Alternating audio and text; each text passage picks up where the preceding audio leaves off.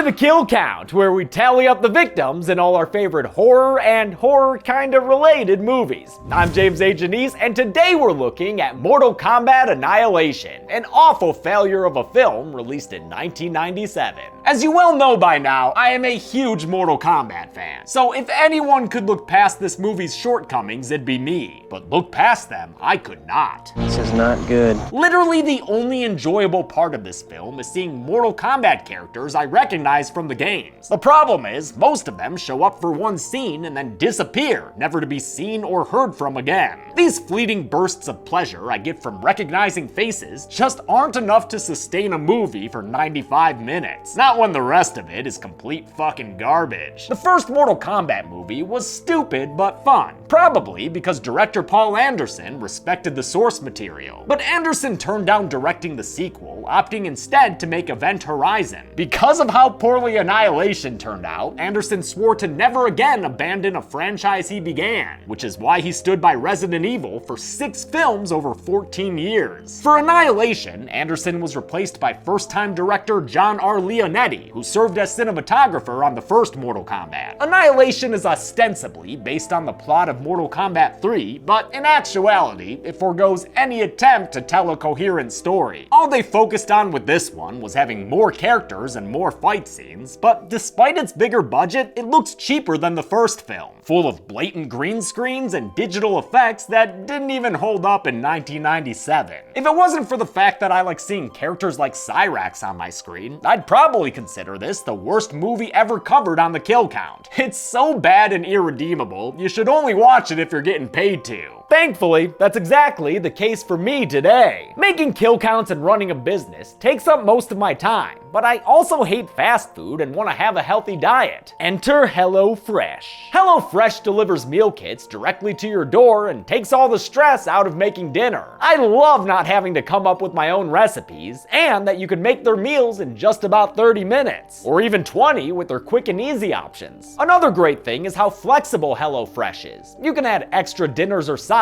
whenever you need to, and customize your eating options. You can do low-cal, carb-smart, pescatarian, and if dead meat's not your thing, full-on vegetarian. All of these options feature fresh produce sourced directly from farmers and are shipped in packaging that's almost entirely made from recyclable content. Go to HelloFresh.com and use my code 12DEADMEAT to get 12 free meals including free shipping. That's HelloFresh.com, promo code 12DEADMEAT for 12 free meals with free shipping. Can a Mortal Kombat movie be so bad it annihilates my love for the franchise? I mean, probably not, but let's find out and get to the kills.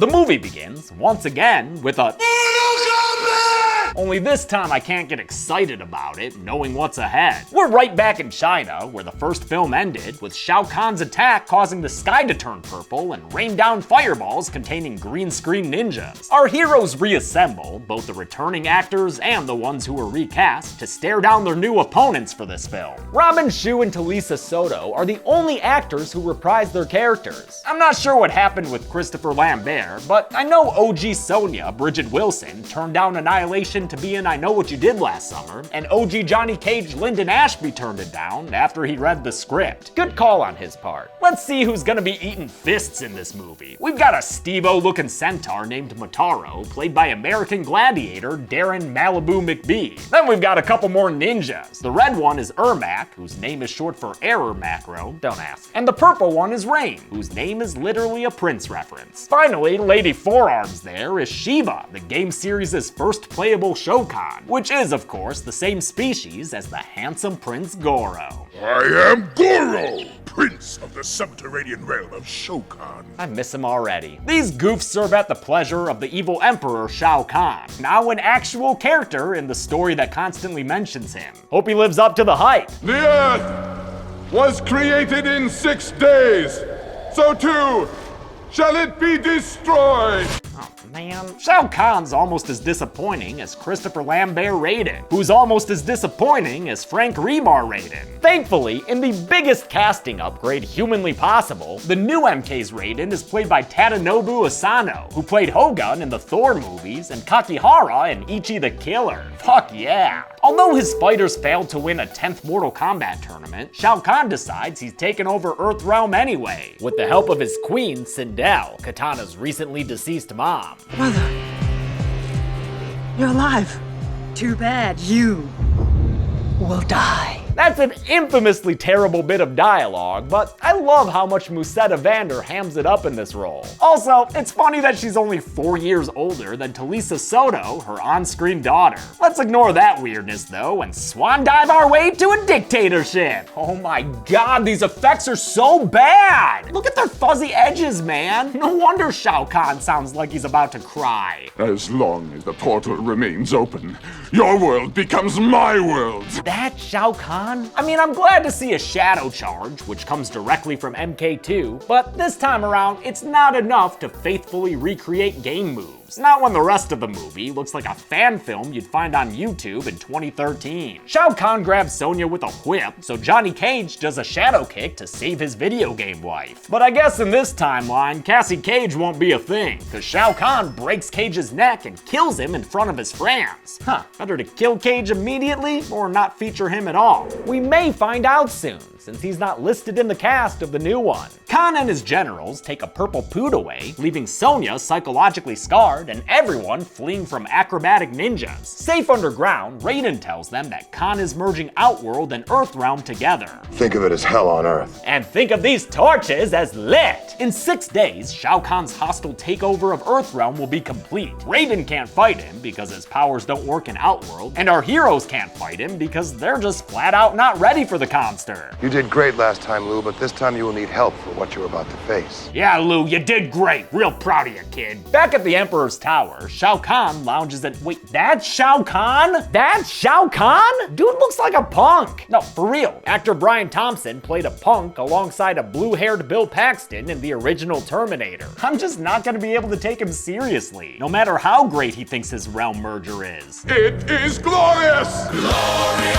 Shao Kahn's dad is this whack-ass wizard Shinnok, a movie invention that compounds the disappointment of the character's casting. In the games, Shinnok's a badass elder god of death, and he rules the Netherrealm, which is pretty much hell. He's not a middle-aged guy with a goatee and a stonecutter's robe. I have no use for excuses. Well, good thing I don't excuse you then. Raiden puts together a plan that'll send our heroes all over the world, and to get to where they need to be, they take these friggin' hamster ball things. Good God almighty, what the fuck is this shit? This is amazing. It is not amazing. The ball gets pooped out over lava and lends itself to a romantic sniff or two, and at the end of their rollicking journey, Liu Kang and Katana say they like each other. Yeah, probably because they remind each other of a movie that isn't this one. Some smoke appears near them, portending the appearance of a character named Smoke. He's a silver cyborg who is also sometimes a ninja. This Mortal Kombat fight scene's got everything that you'd expect. Some individually pretty cool moves, a lot of nameless ninjas fighting ineffectively, and some super awesome techno music blasting in the background.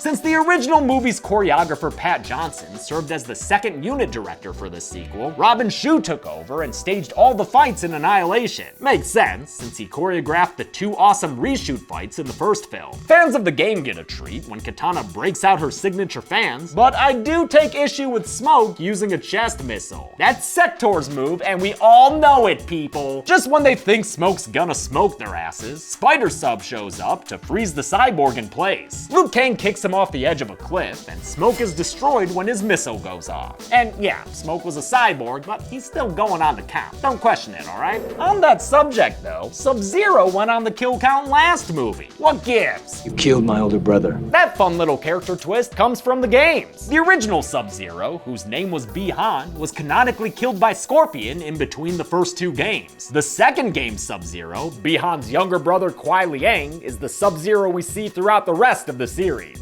Starting in MK3, he'd often appear unmasked suit and sporting the eye scar this movie recreates so faithfully. Younger Subby's played by Keith Cook, who played Reptile in the original, making him the only other actor besides these two to be in both movies. Unlike his older brother, Kuai Liang is a good guy, so he joins up with Lou and Kitty and makes an ice bridge for them to cross. Just don't slip on it, kids, alright? As though to function as climbing gear, some harpoons shoot up from below. And you know what harpoons mean. Get over here! Yeah, it's Scorpion. He blew up in the first movie, but I already told you he's an undead ninja. It's fine if he just comes back again. The fight between Scorpion and Sub-Zero features a down-back low-punch ice clone and a bunch of pretty solid back-and-forth strikes. But in the end, Scorpion's not even interested in Sub-Zero. He's here to kidnap Kitana. Can you dig it? Suckers! Haha, purple poot jump! And Scorpion was never seen again. Actually, same goes for Sub-Zero. He disappears from the movie after this scene too. Bunch of bullshit. Raiden and Sonya disembark from their hamster ball in Hawaii, where they find that Earth realm's a little on fire because of the merger. Raiden leaves as Sonya heads into this military base to get her buddy Jax. He too has been recast from the first film, now played by another American gladiator, Lynn Saber Williams. For both Mortal Kombat movies, Jax was supposed to be played by Michael Jai White, but he had to turn down Annihilation so he could be the title role in Spawn. White would eventually get to play Jax in the Mortal Kombat web series Legacy. Jax has constructed some cybernetic arms to make himself a strong boy. In the games, he gained his metal arms in MK3 after a lackluster premiere in MK2. With them, Jax is one of my favorite characters in the game.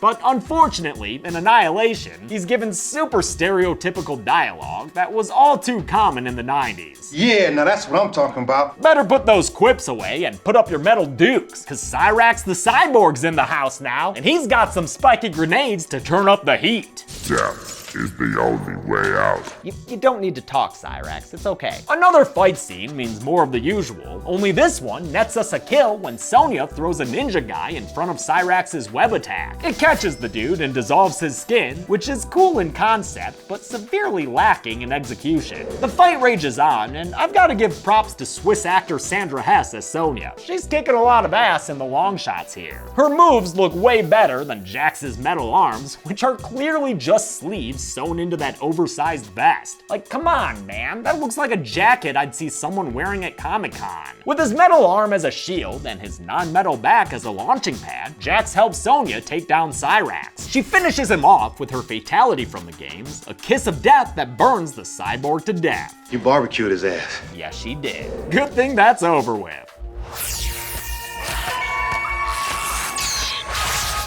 Y'all saw that too, right? Before they can figure out if Cyrax dosed them with something, Sonya and Jax have to escape the cyborg's self-detonating body, which gives us one of the most beautiful explosions in all of cinematic history. Oh wait, that whole building just blew up, huh? Well, best I can tell, Sonya was fighting 7 ninja dudes in there, so I'll go ahead and count them all as dead, incinerated in Cyrax's explosion. In Outworld, Shao Kahn's immature underlings bicker and battle among themselves. General Rain admits to his master that he failed to kill Cabal and Stryker, 2 characters from MK3 who are merely mentioned in this movie, never shown. Shao Kahn shows his disappointment by taking his giant mallet and thwacking the ninja into one of Dr. Evil's firing pits. Kahn promotes Sindel to be his new top general, which has gotta sting Motaro. That guy was MK3's sub-boss. Now Liu Kang's by his lonesome in the desert, which is where he gets attacked by a wolf that turns into a dude. You know, maybe it's just my standards being lowered, but I actually think the effect here isn't that bad. Pretty cool, huh?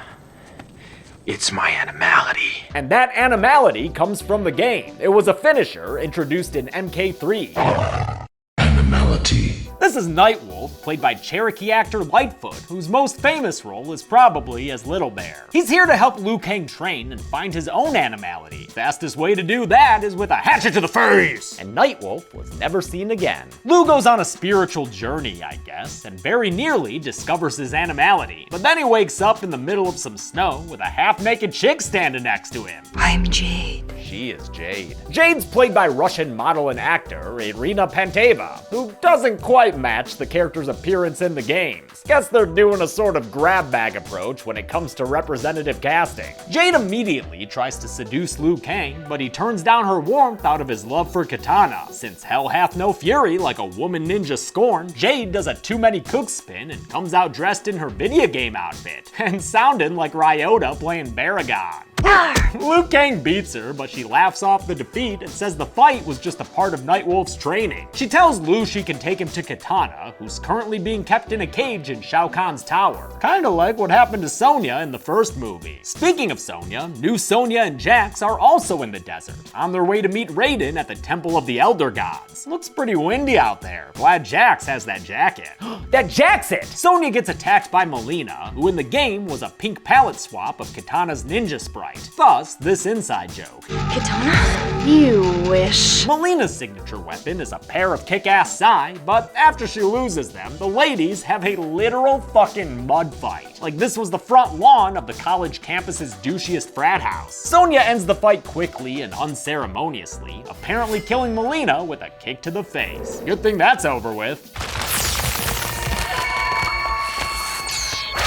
Okay, what's with the acid trip dragon? And what's with the acid trip monster who just popped up out of the ground? Dear God, that thing looks awful. Yeah, Jax, get over there and punch it in the butt a bunch. That'll show it who's boss. This movie, man. Now we're at fucking Petra, which blows my mind every time I see it in this movie. Petra's a 2,000-year-old city in Jordan, carved into a mountain by the ancient Nabateans. It's one of the so-called new 7 wonders of the world. It is dope, and it is the backdrop for a lot of Mortal Kombat Annihilation. Petra serves as the Temple of the Elder Gods, which is where Raiden speaks to a bunch of particle effects with modulated voices. As always, Lord Raiden, you are granted 3 questions. These are the Elder Gods, if you can believe it, and Raiden whines to them about Shao Kahn invading Earthrealm even though he didn't win the 10th tournament. The Elder Gods are like, if you love humans so much, why don't you marry them? And by marry them, they mean give up his immortality for them. In the desert, Sonya and Jax meet up with Liu Kang and Jade. Introductions are made, as are faux pas. You've got an incredible set of legs.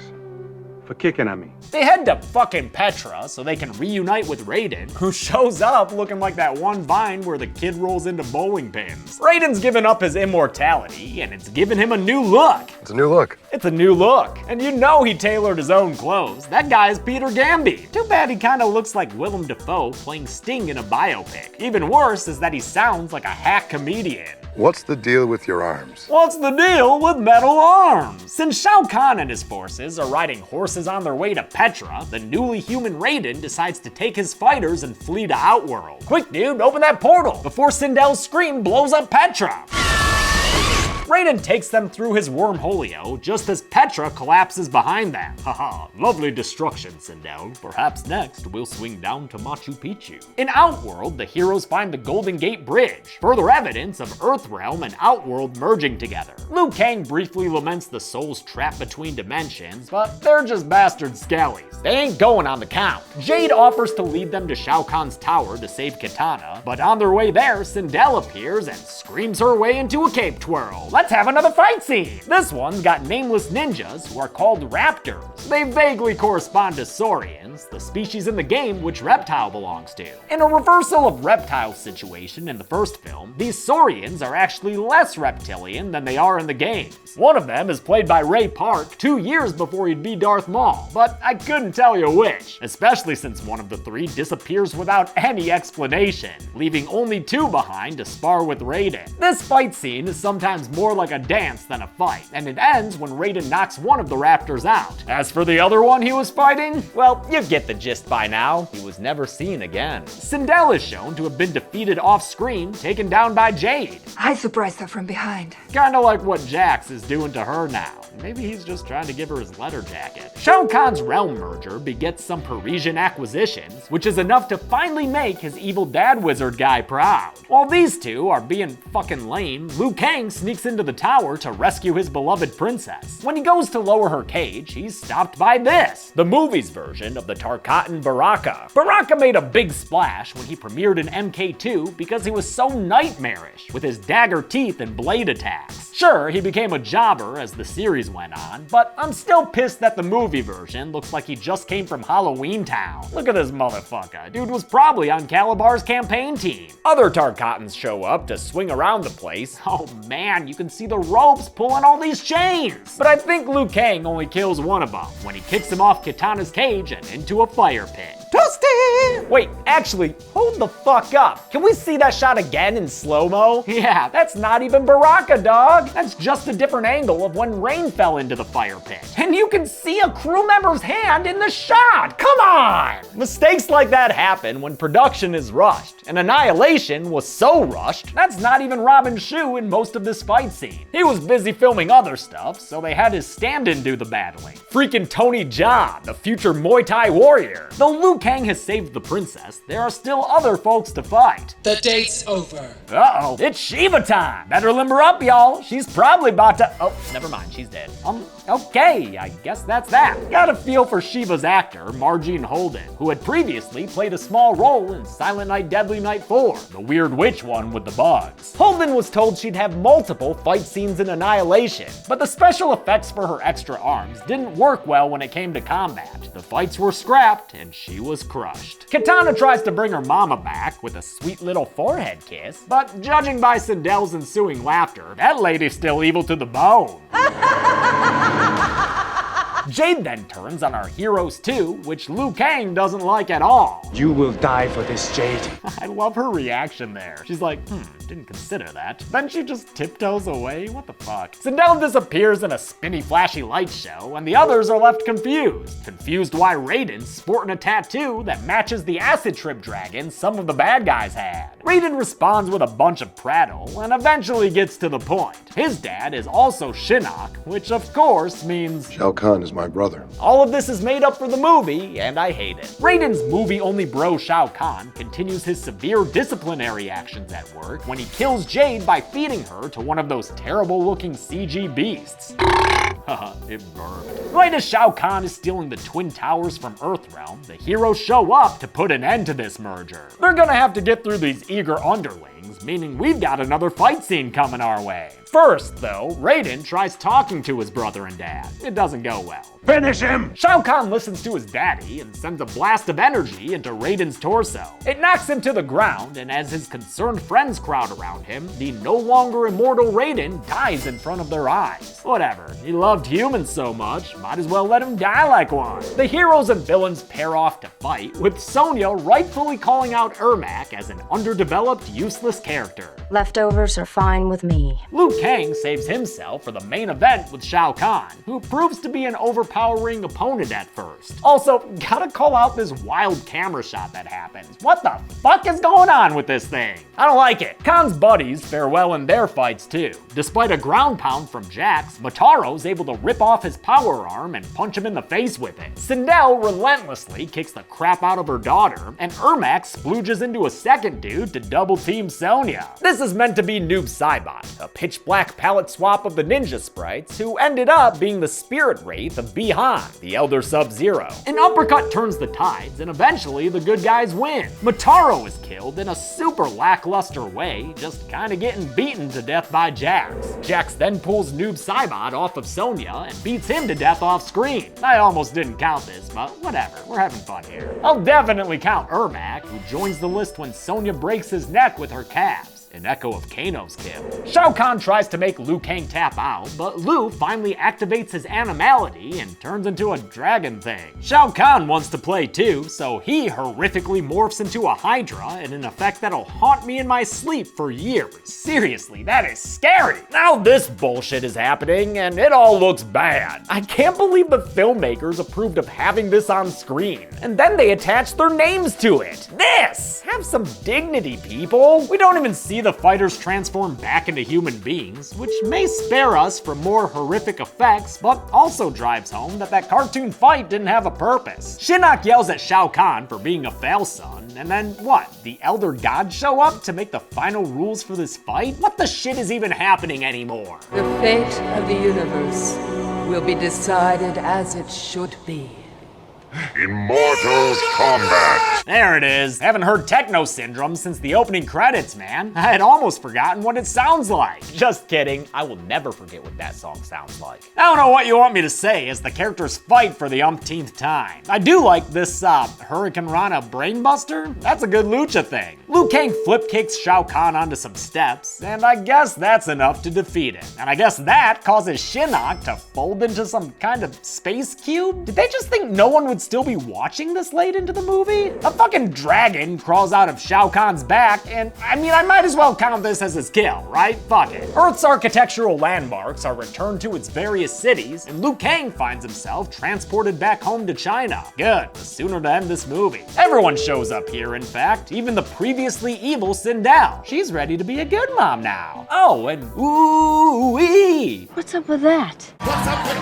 Those are the particle effect gods, Sonya. They're dripping and blipping the life back into Raiden and doing him a big solid by restoring his immortality. Sure, whatever. His kill still stands on the count. He was killed, even if it ended up getting reversed. Liu Kang and Katana kiss. Raiden does the mentor shoulder grab thing, and the movie ends with him dissolving away into smoke. All right, friends, let's go get sundaes. How many people were annihilated in this awful Mortal Kombat movie? Let's find out and get to the numbers. And hope I don't run into Scorpion again. Sub-Zero!